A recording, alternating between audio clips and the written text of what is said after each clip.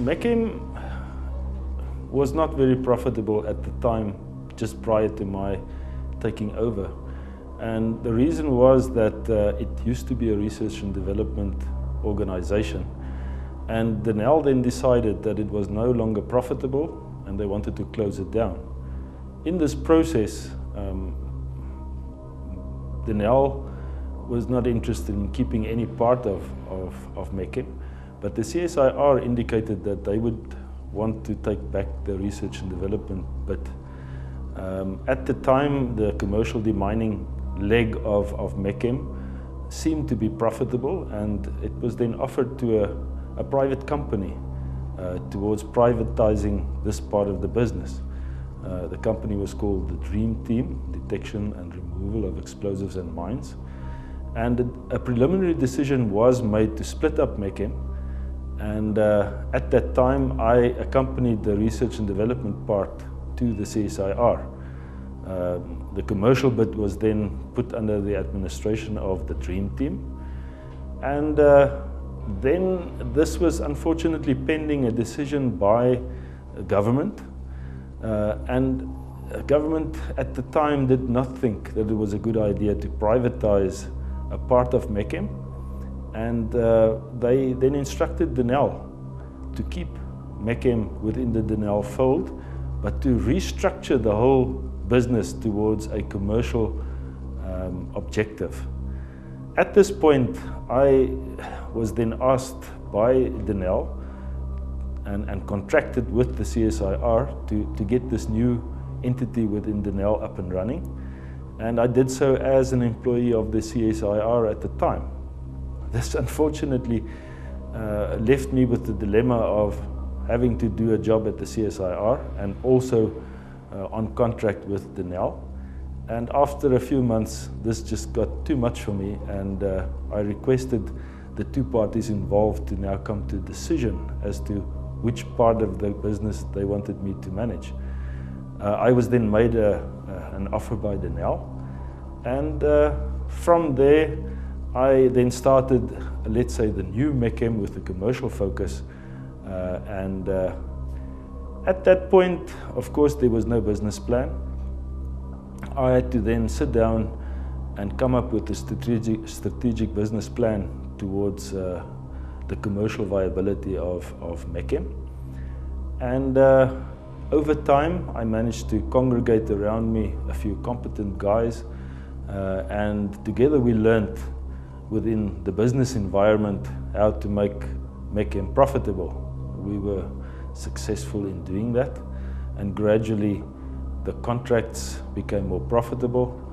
And over the 8.5 years that I spent at Mechem, we managed to build Mechem to probably one of the more profitable parts of Denel. We later managed to convince Denel to even privatize it further by establishing it as a Pty Limited with its own board. And from that point on, we managed to really make it a rather profitable division of Denel. I think one of the biggest challenges that we had was making a state-owned enterprise profitable. And this was not very easy.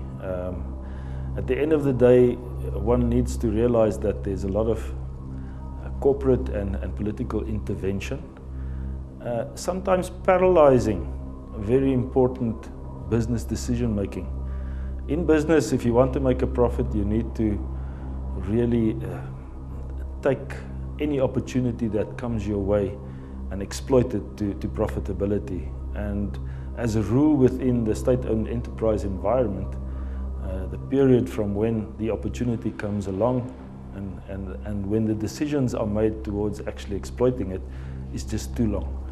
So at the end of the day, we might have been very fortunate within the Mechem environment that the technical complexity of the task allowed us to make decisions quicker than in most other enterprises. But I would think this is the key towards having made it profitable.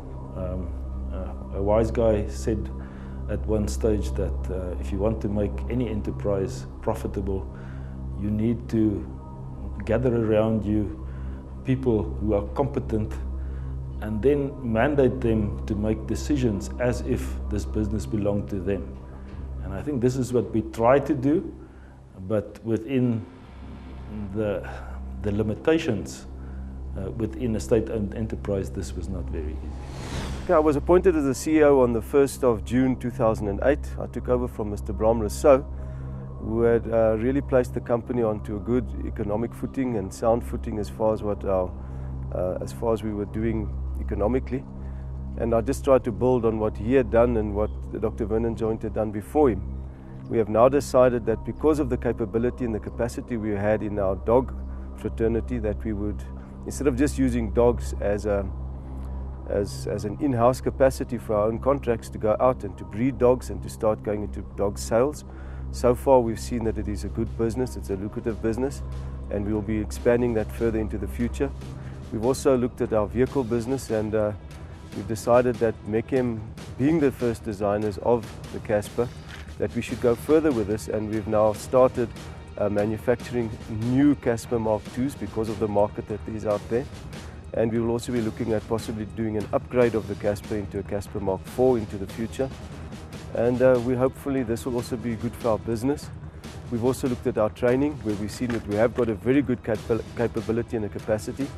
And we've also started to aggressively market our training, and we've got our first foreign training. We've had 2 courses overseas at this stage, and we hope to have many more into the future, because this is also a very good market to go into. But otherwise, as I say, Mechem, we would like it to be a stable environment, a stable company that will be around for many more years, and not only the 50 years that we've had up until now. Mechem, celebrating 50 years of service excellence.